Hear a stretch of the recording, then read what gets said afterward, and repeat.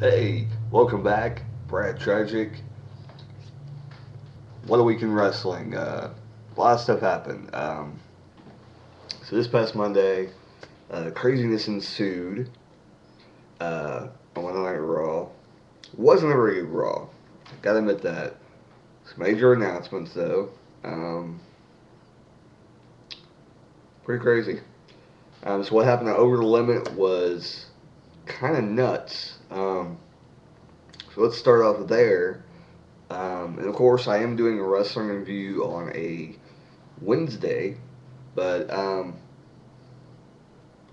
got some time to upload the video, so I figured I'll get some things out of the way. Still working on the whole the picture thing.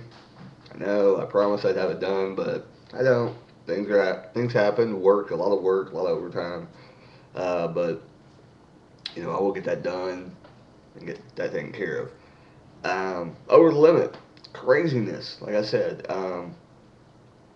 Christian just happens to show up and wins a battle royal, and he gets the opportunity to face Intercontinental US.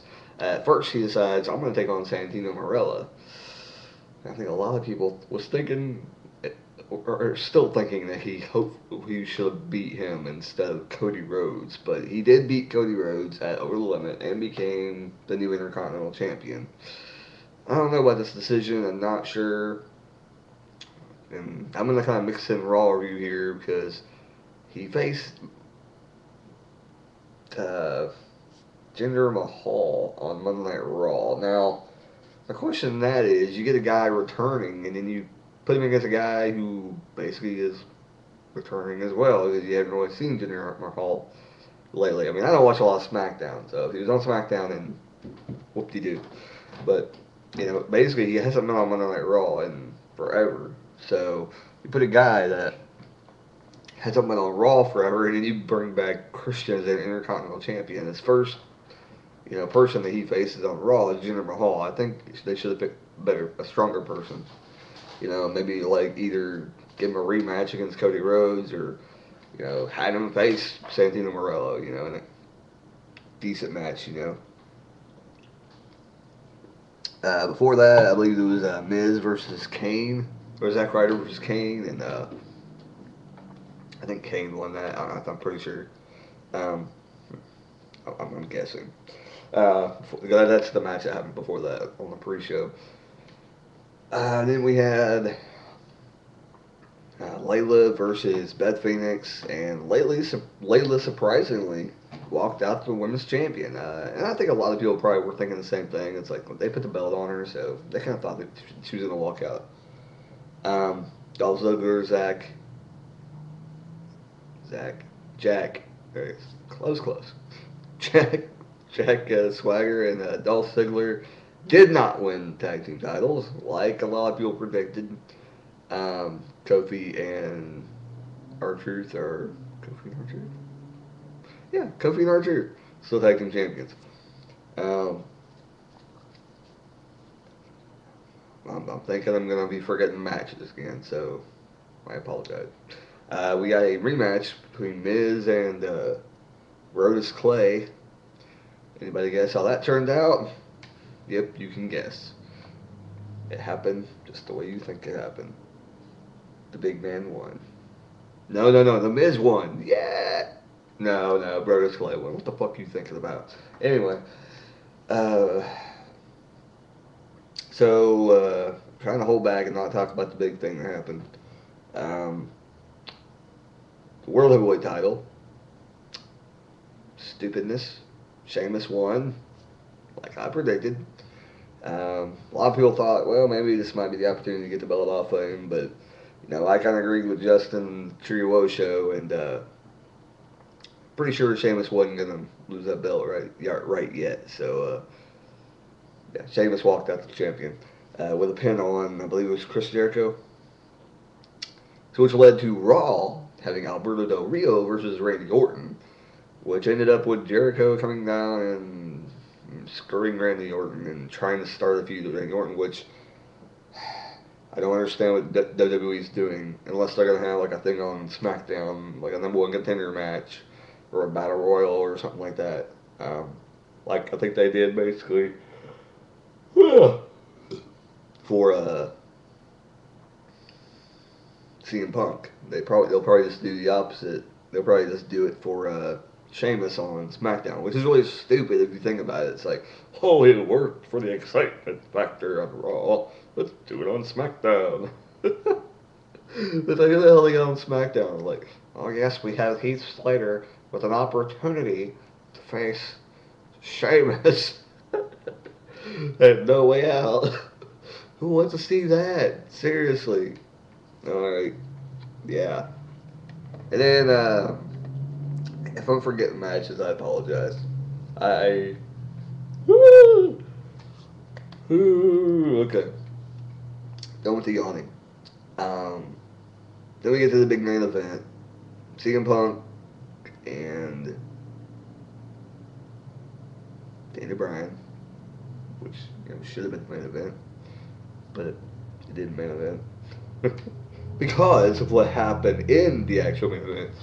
I don't know. But CM Punk did walk out the world WWE heavyweight champion. I guess that's what you call it. But they had a really great match. So, not really an announcement, but you can already assume that they're going to be facing each other at No Way Out, CM Punk and Daniel Bryan, because they're still continuing the storyline. So, probably look for a stipulation, maybe at No Way Out. I don't know what it would be. Probably, I can almost see them just doing like a 2 out of 3 falls, which would be great. I think it would work. Or just do like a submission thing, because that would, kind of null and void, GTS, things like that.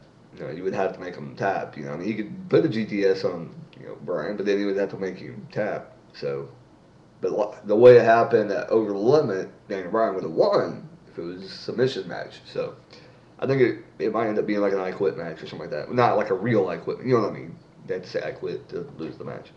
Yeah. They ain't gonna fire Daniel Bryan right now. That'd be the stupidest thing they ever did. Um, then we get to John Cena and John Laurinaitis craziness. I guess a lot of humiliation ensued that John Cena humiliated John Laurinaitis like basically throughout the whole entire match. I mean, people were saying it went like 20 minutes long, but in the end, John Cena had him beat. He walked out and just John Laurinaitis just walked on out, and then he got dragged back out by the Big Show, and everybody was going, "Yeah, bring him back to the ring, yeah." So John Cena can finish him. Yeah. And then Big Show gets in the ring, drags him in there. He goes to choke slam him, and John Cena's come on, no, I want to finish him. Hand him over to me. And Show throws him to Cena. He puts him up for the attitude adjustment, and then weapons of mass. WMD right to the face of John Cena. Yeah. Big Show's now working for John Laurinaitis now. Evidently, they're going to be good buddies. So, and I guess technically on the Raw, which was announced at the beginning of the show, John Cena's flipping out of the ring, saying that he can't handle losing to John Laurinaitis. Basically said that he hired him back verbally on Saturday morning before the pay-per-view, and then I guess like 3 o'clock in the morning on Monday he was hired back officially. But I guess he gave his word that he was going to help John Laurinaitis, whatever his name is, over the limit. So, pretty crazy pay-per-view. For the pay-per-view part, we'll get to the Raw here in a moment. So, a lot of people were saying definitely better than last year. Which last year, basically, probably the worst pay-per-view of the year. And this year, they actually, put something into it. Yeah. Probably last year, if you had to pick two of the worst pay-per-views, it's probably Capital Punishment and Over the Limit. I mean, just from what I caught in 2011, I didn't really catch, I don't think, Over the Limit. I know what happened. I was kind of watching it around the time. But, there's some breaks where I didn't watch it in the last year because I didn't have cable, of course. Um, but uh, near the end of 2011, I did get my cable back, and I got to see, Capital Punishment around the area when R-Truth versus John Cena, and that was a pretty bad pay-per-view. Save a couple matches. Um, yeah, but getting back to Monday Night Raw, so the matches, I mean, we got Christian and Jinder Mahal, we got Kelly versus Beth Phoenix in a squash match. Who do you think won the squash match? Kelly hasn't been winning lately. Beth Phoenix won that one with Layla watching from behind. Oh, I'm watching you. Then we got CM Punk. No. Daniel Bryan came out shortly after the show started and was bitching about losing. But he had CM Punk, did have CM Punk in a submission hold, though, near the end of the match. And what happened was Punk pinned Bryan like a few seconds before CM Punk was tapping out to Bryan's yes lock. So that's what has this whole thing weird. I mean, this match went about 20 minutes too, so it wasn't too shabby of a match. It went on for a pretty while, and I guess there were some great moves in the match. So there you go. But they were complaining. Dan Bryan was out there bitching and complaining. CM Punk came out and showed a clip of Dan Bryan playing some trickery on Punk with a cane, smacking him in the back with the chair, and then basically dropping the chair and running. So that it looks like Punk hit Kane with a chair, and Kane did the beat down on CM Punk last SmackDown. So CM Punk basically tries to recreate that, which he says, Kane, come get him, basically. And Kane's now working for CM Punk now. Anyway, not really, but it looked that way.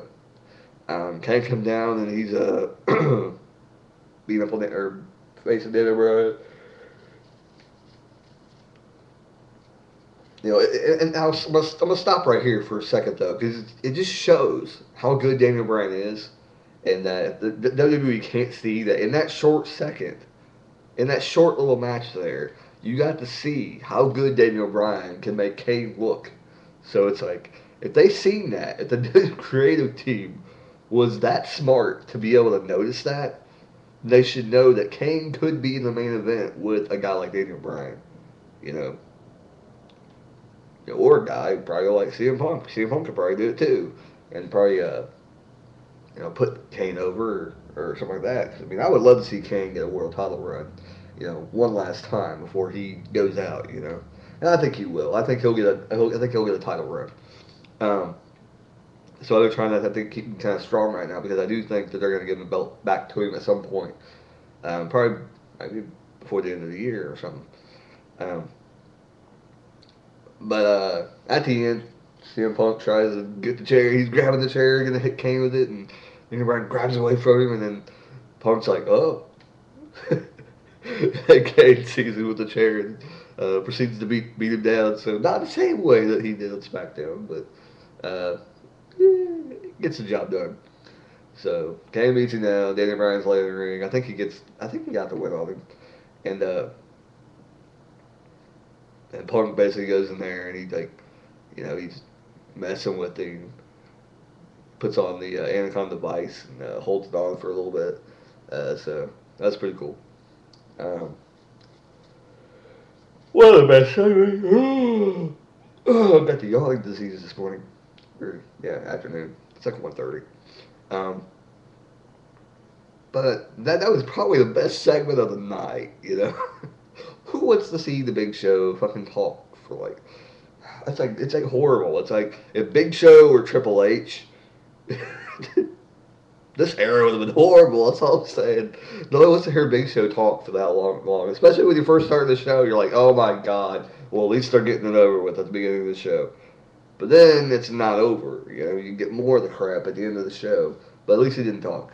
You know, that's what I'm saying. Big Show is not a good main event worker. He's just not. You know, if he Big Show just wouldn't talk, it'd be better. But he can talk, so they put him on the mic. But it's like he's okay, but sometimes it's like he's trying to put things over, and he's trying to like yell and scream, and it's like the sounds retarded for him. So what's some other matches? I'm thinking.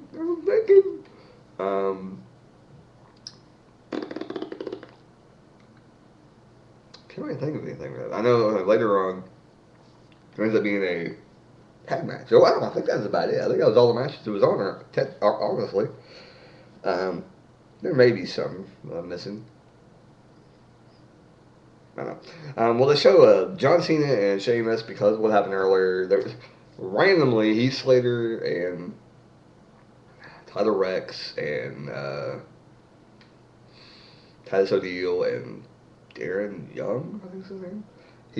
They all jumped John Cena randomly while like right after Big Show started talking. Stop talking. Like, oh, I'm gonna and knock you out. And as soon as he's walking to the back, here they come, and they jump John Cena out of nowhere. It's like, what the hell is this?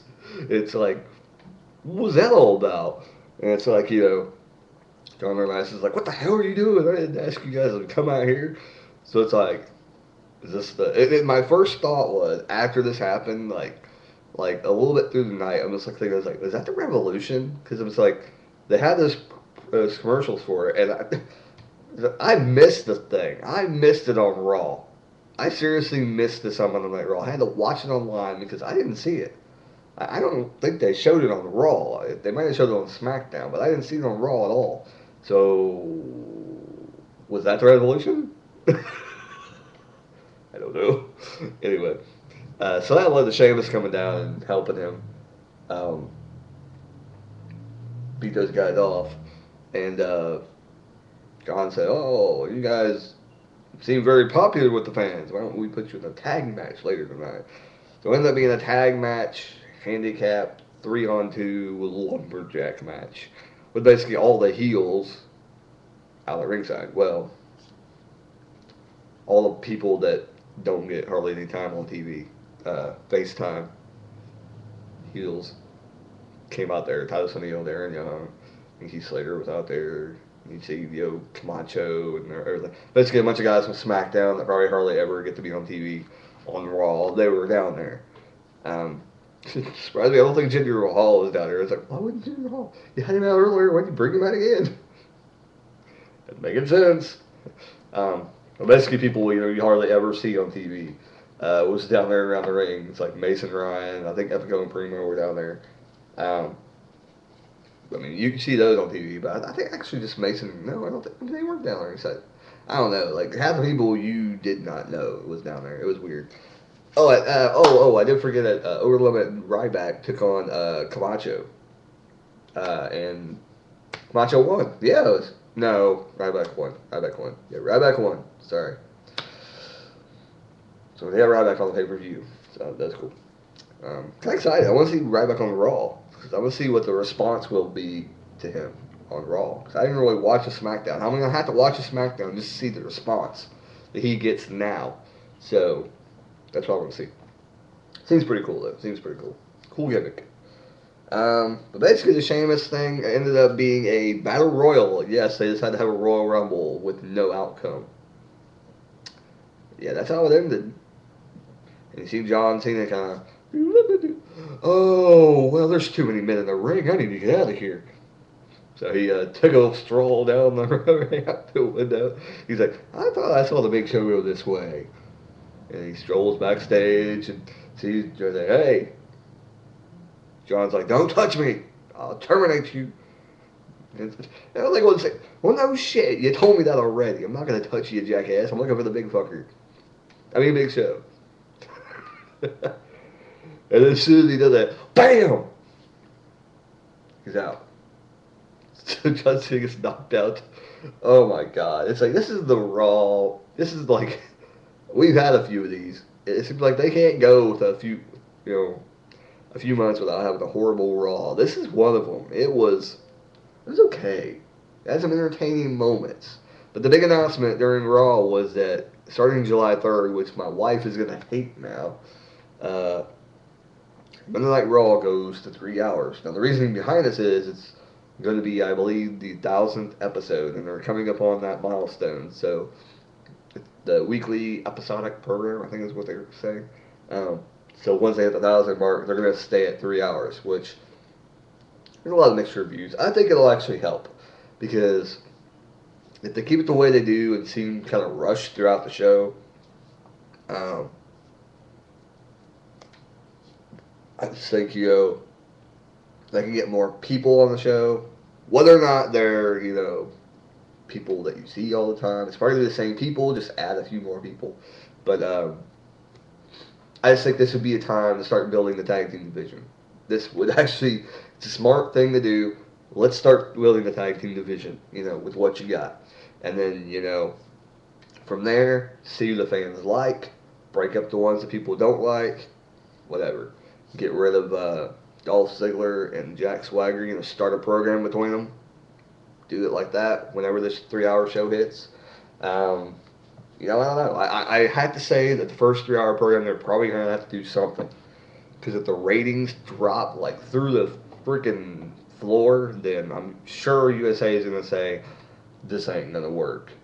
If the ratings get that low, But I mean, evidently, USA is going to let them do it. But they have a long, strong relationship for being with the channel for so long. So who knows? Who knows? So it goes for 3 hours. So weigh the benefits, weigh the cons, weigh the pros. Said more people maybe get to see Ryback now on Raw. Which I'll admit, I did like when WCW had 3 hour programming. It was pretty cool. I liked it because I got to watch an hour of programming before Raw came on. So it was pretty cool back in the day. But now we don't have that. We have to watch Raw. And Raw, sometimes they put a lot of filler in. That's all I'll say.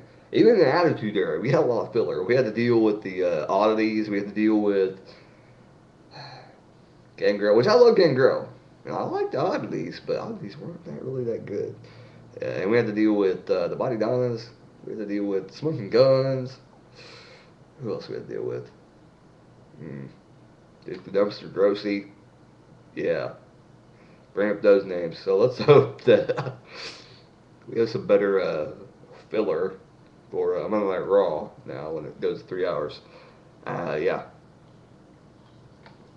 That's basically about it. TNA, I already talked about that. I haven't really finished watching what I watched. Haven't heard or trying not to hear a review of last week's show yet because I kind of want to watch it for myself and give a review on what I really think about it. And probably won't be able to update it until I have to see this week's Impact as well. So, gotta get caught up on that. Definitely gonna get the picture done. Crazy wrestling review. Like I said, there was going to be 2 for this week because I believe I did one on Monday, I think. So there you go. I think I did it on Sunday actually because my wife took off on Sunday to go get something. She got the weed eater. She took the weed eater back today, so I get to do this video. So that's one of the reasons is because I don't have a lot of time. My son's running around crazy. My wife is here. I like to watch TV. So this is why I'm going to go and I'm going to do this audio thing. It'll probably be done. Like I said, you'll see a lot more shows. A lot more things will come on. Any ideas for what shows you want to see on here? I got the Presley Wrestling Review, 14 bands. Movie Madness is going to happen. Probably Crazy Wrestling News might happen. And that's basically just me kind of taking news from newsletters that I get and things like that. News that I hear from WWE.com and basically giving my spin on it, my opinion. Just different things, a news thing would be kind of cool. And that kind of might, I don't know, that kind of might take over the Crazy Wrestling News, and it's basically be news as well. So coming on 30 minutes. Sorry about how, but this is Crazy Wrestling Review. Usually goes at least 20 or something minutes because I talk about, like pay-per-views, past week, Raw, SmackDown. I probably won't talk about. Like I said, I don't really watch SmackDown. Once they start putting on better programming on SmackDown, I'll start watching it. Right now, they're pretty retarded. So, I might start watching it online. At least the highlights of it, so I can talk about that. So, maybe I'll do that. Things like that. I will say, if you've never seen Are You Serious on WWE.com's YouTube channel, definitely check that out. WWE Fan Nation is the channel. Are You Serious? One of the best things on YouTube that is affiliated with the WWE. Hilarious outtakes from like WCW days and things like that. It's pretty funny. It has Road Dogg, Jesse James, and Josh Matthews, which anything with Josh Matthews is surprising. It's good. And then the Triple H puppet doll. It's awesome. Pretty good show. I like it. But yeah, the channel is hopefully growing, and hopefully people enjoy what I'm doing. I got 6 subscribers now. Sean's View, if you're watching Sean's View, thank you for subscribing. You're my 6th subscriber. So hopefully spread the news about me. Tell people about Brad Tragic. Sean's View, if you haven't heard him, I don't know what his channel is, but I'm sure you can type up Sean's View and it'll pop up. Thank you for watching, and watch next week for Crazy Wrestling. Like I said, I'm probably going to try and do around every Wednesday. Later.